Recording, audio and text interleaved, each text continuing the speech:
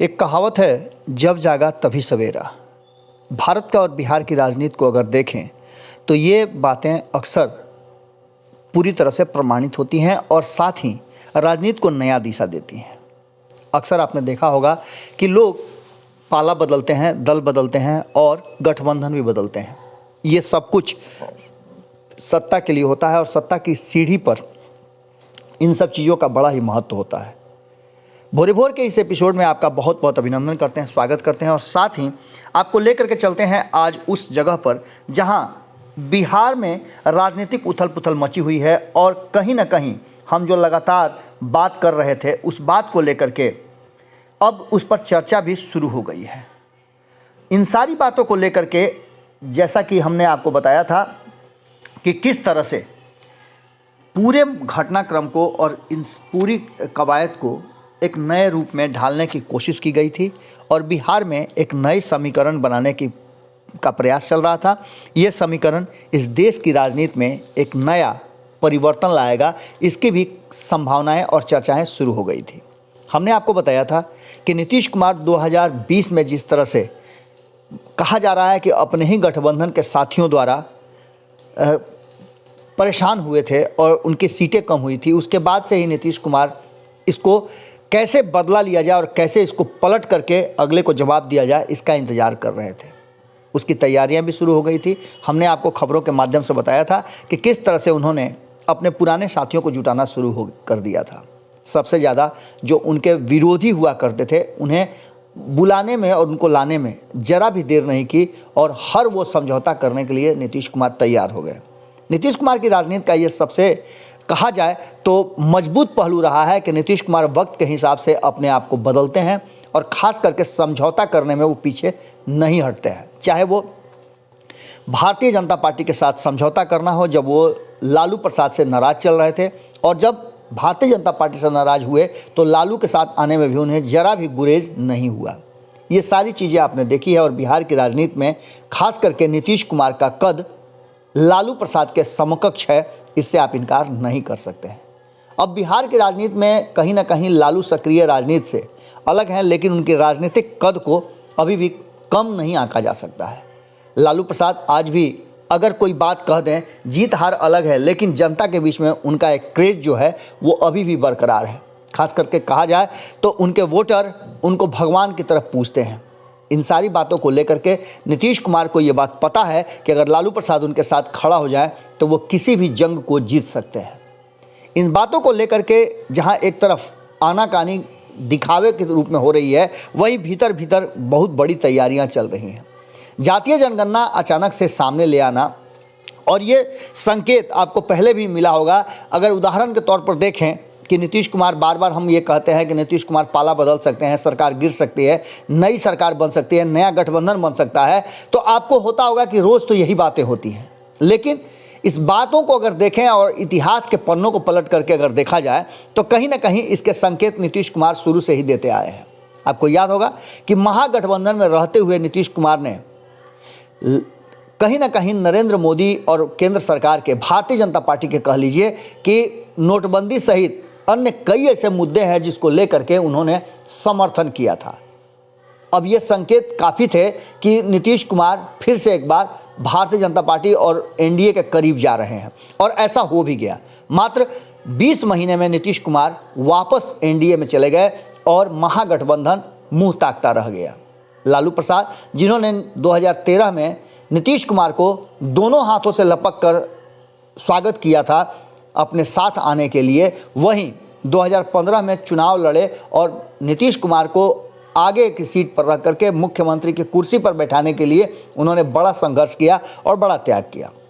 हालांकि इसमें लालू प्रसाद का स्वार्थ था, ये कई बार हम आपको बता सकते हैं कि कहीं ना कहीं लालू प्रसाद को अपने बेटों को राजनीति में प्रवेश कराने का ये सबसे बेहतर अवसर था और नीतीश कुमार से बेहतर कोच कोई नहीं हो सकता था।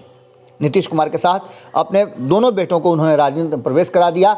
आज तेजस्वी यादव बिहार के मुख्यमंत्री के रूप में उनके समर्थकों द्वारा देखे जाते हैं और यहाँ तक कि राष्ट्रीय जनता दल के लोग तो उन्हें मुख्यमंत्री मानने भी लगे हैं। इन सारी बातों को लेकर के अब एक नई जो कथा लिखी जा रही है वो है कहीं ना कहीं नीतीश कुमार के उस जो 2020 में भारतीय जनता पार्टी और अन्य दलों के द्वारा जिस तरह से नीतीश कुमार को कमतर किया गया, नीचा दिखाने का कोशिश किया गया, उनके साथ छल किया गया, उसका बदला लेने का। और ये बदला नीतीश कुमार अकेले दम पर नहीं ले सकते हैं। हालांकि उन्होंने प्रयास तो किया उपेंद्र कुशवाहा को अपने साथ ला करके, अन्य लोगों को साथ में ला करके, लेकिन वो शक्ति नहीं जुटा पाए जो भारतीय जनता पार्टी के सामने मजबूती के साथ खड़ा हो सके। इन सारी बातों को लेकर के कहीं ना कहीं लालू प्रसाद की ज़रूरत थी और लालू प्रसाद को सांकेतिक रूप से साथ लाने के लिए उन्होंने जातीय जनगणना का जो मुद्दा था उसे लपक लिया। जातीय जनगणना का मुद्दा खास करके अगर कहा जाए तो लालू प्रसाद और तेजस्वी यादव का सबसे बड़ा राजनीतिक दांव था। इस दांव को कहीं ना कहीं नीतीश कुमार का समर्थन मिला और भारतीय जनता पार्टी को कहीं ना कहीं अपनी ताकत दिखाने का नीतीश कुमार को भी एक बड़ा अवसर मिल गया। अब इस बातों को लेकर के जातीय जनगणना के साथ और इसको लेकर के प्रधानमंत्री से मिलने से लेकर के विपक्ष को एकजुट करने तक की जो कवायद थी, वो सारी चीज़ें आपने देखी।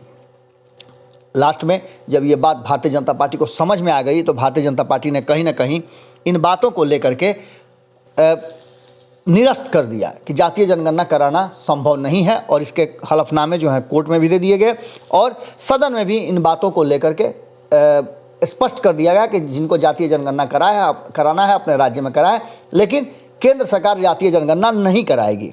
इन सारी बातों को लेकर के जो अभी चल ही रहा था कि जातीय जनगणना पर जैसे ही प्लान ए आया, तुरंत इस पर पिछड़ते हुए देख नीतीश कुमार ने प्लान बी को सामने रख दिया। प्लान बी था बिहार को विशेष राज्य का दर्जा और इसमें पूरी तरह से जाल में कहीं ना कहीं भारतीय जनता पार्टी और नरेंद्र मोदी फंस गए, क्योंकि इससे ठीक पहले आ गया था विशेष राज्य के दर्जा से ठीक पहले नीति आयोग की रिपोर्ट ने बिहार को फिसड्डी राज्यों में घोषित किया था।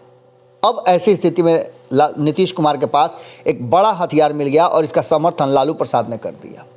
यानी कि लालू प्रसाद और तेजस्वी यादव सीधी तौर पे विपक्ष भी उनके साथ खड़ा हो गया और ये दूसरा ऐसा मुद्दा था जिसको काटना भारतीय जनता पार्टी के लिए मुश्किल हो रहा था। अब इन बातों को लेकर के लालू प्रसाद ने मुखर होकर के कहा है कि जातीय जनगणना पर सभी दल एकजुट हों, यह किसी जाति के खिलाफ नहीं बल्कि बिहार के लिए जरूरी है। इन सारी बातों को लेकर के लालू प्रसाद ने भाजपा छोड़ अन्य राजनीतिक दलों से कहा है कि जातीय जनगणना को लेकर सभी एक मंच पर आए, मंडल कमीशन की तरह ही लड़ाई लड़नी होगी। जातीय जनगणना किसी जाति के खिलाफ नहीं है। यह देखते हुए जातीय जनगणना में विलंब और आनाकानी अब नहीं करनी चाहिए।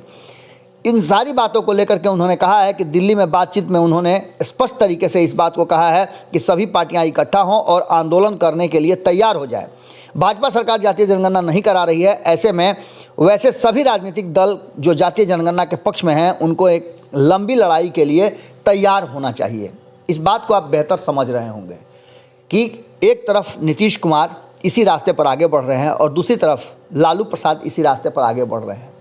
दोनों एकजुट होकर के भी एक दूसरे से दूर हैं और ये बता रहा है कि आने वाला बिहार की राजनीति में बड़ा उथल पुथल होने वाला है।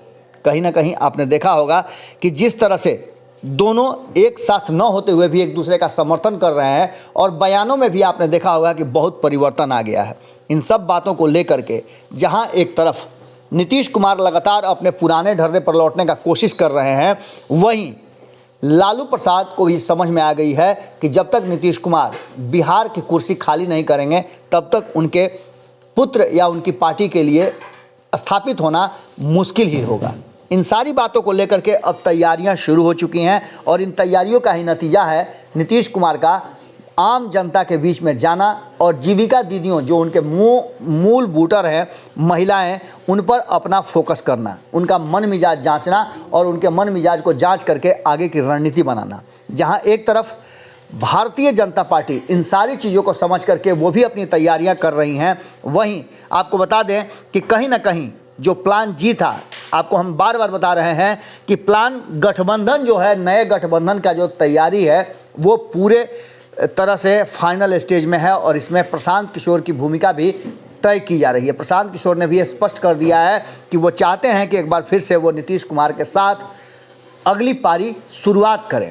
अब ऐसी स्थिति में लालू प्रसाद को भी किसी तरह का कोई आपत्ति नहीं है, क्योंकि 2015 में चुनाव जीतने के बाद आपने स्टेज पर देखा होगा किस तरह से प्रशांत किशोर को गले लगाया था लालू प्रसाद ने। और उस जब शपथ ग्रहण समारोह में इस देश की भारतीय जनता पार्टी को छोड़कर ऐसा कोई भी दल नहीं था जो स्टेज पर नहीं पहुंचा था, मौजूद नहीं था और भारतीय जनता पार्टी को हराने के लिए इन दोनों को बधाई नहीं दे रहा था। एक बार फिर से अगर लालू प्रसाद का ये प्लान जी जो है नीतीश कुमार एक्सेप्ट कर लें और जल्दी ही अपना स्वीकृति दे दें, रजामंदी दिखा दें, तो आप समझ लीजिए कि बिहार से होते हुए उत्तर प्रदेश और उत्तर प्रदेश से सीधे दिल्ली पर अगर अपना कब्जा जमा ले ये गठबंधन, ये जी, तो आप इसमें कोई अतिशयोक्ति नहीं होगी। नीतीश कुमार पूरी तैयारी कर रहे हैं और उनको बैकअप करने के लिए लालू प्रसाद भी स्वास्थ्य लाभ लेकर के अपने आप को मजबूत कर रहे हैं, जिससे कि एक बार फिर से दिल्ली और बिहार दोनों जगह सत्ता का परिवर्तन किया जा सके और भारतीय जनता पार्टी को सत्ता से बेदखल करने में भूमिका निभाई जा सके। इतिहास ऐसे ही लिखे जाते हैं और इतिहास लिखने के लिए दोनों ही तैयार हैं। आज के भोरे भोर में हम आपसे यही विदा लेते हैं, कल फिर मुलाकात होगी। बहुत बहुत धन्यवाद, नमस्कार। अगर ये वीडियो पसंद आई और वह बिहार के राजनीति और बिहारियत से सरोकार रखेनी तो सब्सक्राइब बटन दबा के चैनल के सब्सक्राइब कर ली। ओजे एगो घंटी बा, ओकरा बटन दबा देला से कुल सटीक और मारक खबर रुआ मुफ्त में मिल जाई। अगर रुआ पत्रकारिता के हमनी के नया प्रयोग में सहयोग कर चाहतानी तो ज्वाइन बटन दबा दी। पेटीएम नंबर नोट कर ली 9386816700। धन्यवाद।